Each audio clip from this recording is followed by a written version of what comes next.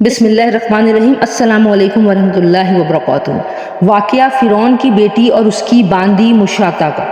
حضرت محمد مصطفیٰ صلی اللہ علیہ وآلہ وسلم شب معراج میں بیت المقدس کی طرف جاتے ہوئے مصر کے قریب ایک مقام سے گزرے تو انہیں نہایت ہی اعلیٰ اور زبردست خوشبو آنے لگی۔ آپ صلی اللہ علیہ وآلہ وسلم نے جبرائیل امین سے پوچھا، جبرائیل یہ خوشبو کیسی ہے؟ جبرائیل امین نے جواب دیا، فرعون کی بیٹی کی باندی مشاطہ اور اس کی اولاد کی قبر سے یہ خوشبو آ رہی ہے۔ پھر حضرت جبرائیل علیہ السلام نے اس کا قصہ بیان کیا کہ یا رسول اللہ، فرعون کی بیٹی کی خادمہ کا نام مشاطہ تھا اور وہ خفیہ طور پر اسلام لا چکی تھی۔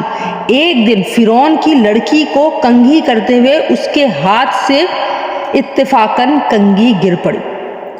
جب وہ کنگھی اٹھانے لگی تو اس کی زبان سے بے ساختہ بسم اللہ نکل گیا۔ اس پر شہزادی نے کہا، یعنی فرعون کی بیٹی نے کہا کہ تو نے آج ایک عجیب کلمہ بولا، رب تو میرے باپ فرعون ہی ہیں، تو پھر تم نے یہ کس کا نام لیا ہے؟ اس نے جواب دیا، فرعون رب نہیں ہے بلکہ رب وہ اللہ ہے جو مجھے اور تجھے اور خود فرعون کو روزی دیتا ہے۔ شہزادی نے کہا، اچھا تو میرے باپ کے سوا کسی اور کو اپنا رب مانتی ہے؟ اس نے جواب دیا، ہاں میرا، تیرا اور تیرے باپ کا، سب کا رب اللہ تعالیٰ ہی تو ہے۔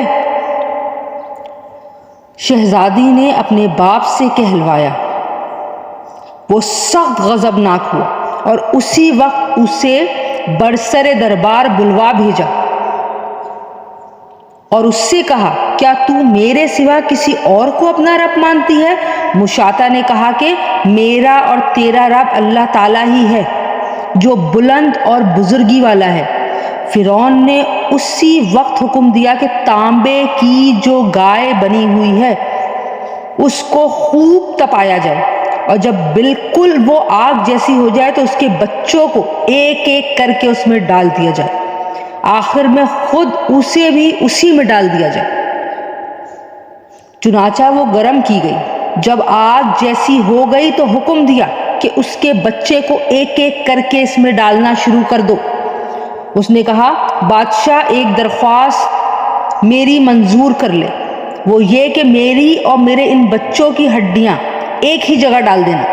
فرعون نے کہا، اچھا تیرے کچھ حقوق ہمارے ذمے ہیں، اسی لیے چلو میں تمہاری یہ بات منظور کرتا ہوں۔ اس کی دونوں بچیاں اس کی آنکھوں کے سامنے ہی اس آگ میں ڈال دی گئیں اور اسی وقت وہ جل کر راکھ ہو گئی۔ پھر سب سے چھوٹے کی باری آئی جو ماں کی چھاتی سے لگا ہوا دودھ پی رہا تھا۔ فرعون کے سپاہیوں نے اسے گھسیٹا تو اس نیک بندی کی آنکھوں تلے اندھیرا چھا گیا۔ اللہ تعالیٰ نے اس بچے کو اسی وقت زبان دے دی۔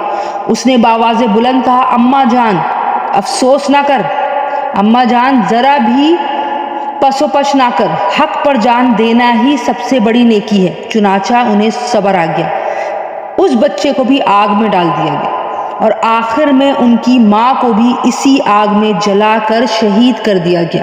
اور یہ خوشبو کی مہکیں اسی کی جنتی محل یعنی اس کی قبر سے آ رہی ہیں۔ سبحان اللہ۔ اگر آپ کو ہماری ویڈیو اچھی لگی ہو تو پلیز ویڈیو کو لائک کیجیے، شیئر کیجیے، چینل کو سبسکرائب کر دیجیے۔